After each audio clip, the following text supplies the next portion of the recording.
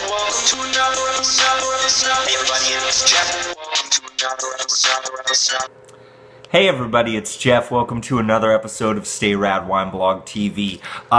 You may notice on my microwave behind me I got the timer going because I am cooking a steak, and I was thinking of a couple different wines to try with that steak. I'm not going to eat in front of you like I typically do. Instead, maybe I'll post some pictures below on stayradwineblog.com.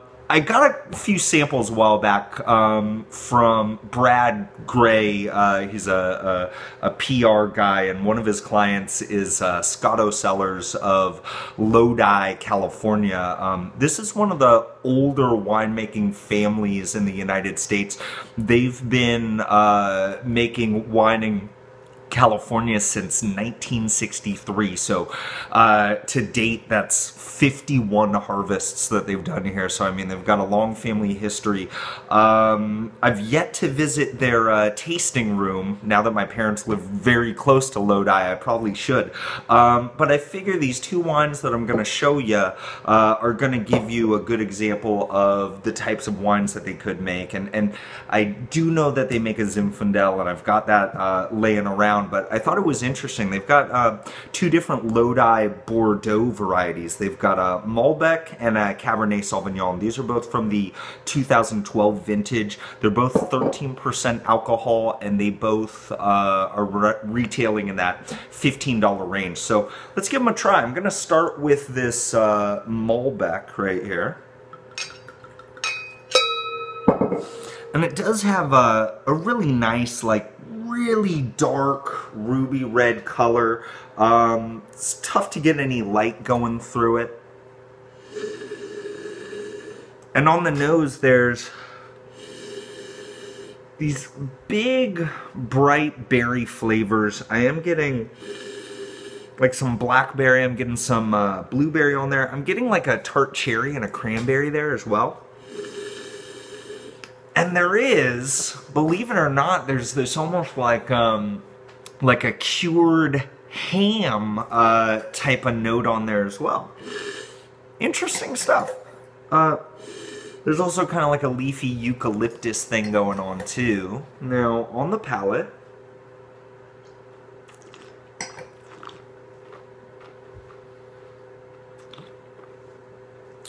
you know what I tend to look for in Malbecs is like there's this really nice deep cherry component, and I'm definitely getting that there. I'm also getting some red apples. I'm getting like a long acid, which, you know, goes great with you know, a fatty steak. That'll probably help out quite a bit. And there are, again, like these nice like herbal notes. It's kind of like a menthol tobacco type of thing happening.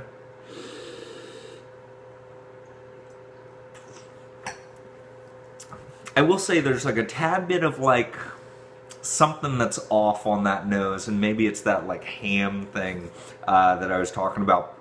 But I mean, by the time we get to the palate, this is a really nice, just straightforward, good Malbec. And for 15 bucks, you know, what we're seeing with those Malbecs from Argentina is that whereas 5 years ago, a $15 Malbec was bringing you like some really high quality juice.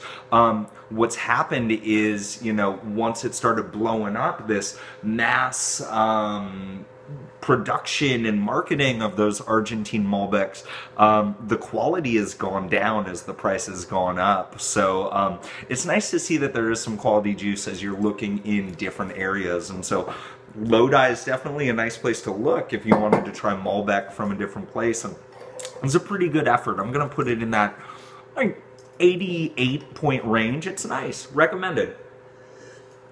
Now, looking at this Cabernet Sauvignon,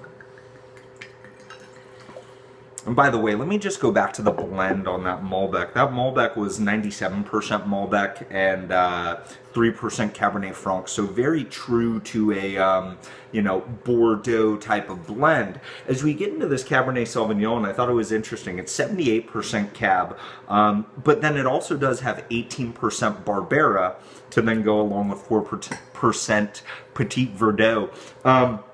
it's nice to see how an up-and-coming Italian grape that we are finding more and more in California, it would be nice to see how it blends with this, you know, typical Bordeaux-style grape from California. You know, on the nose again, I'm getting like that weird smoked hammy thing. And beyond that, as I peel away those layers,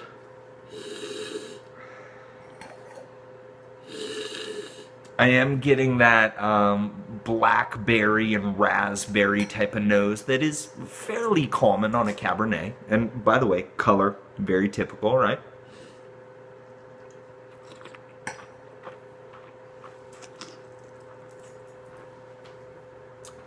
The nose scared me for a second. And I bet you if you had this open for longer, had decanted it, I bet you that kind of funkiness on the nose would go away. As the wine crosses the palate, I gotta say this is just very typical high quality Cabernet Sauvignon for $15. This is a killer right here. It's got that richness. It's got that luscious, velvety texture that we like in a lot of Cabernet Sauvignons. Not like an over-manipulated type of velvety texture, but you know, really true to a nice winemaking style.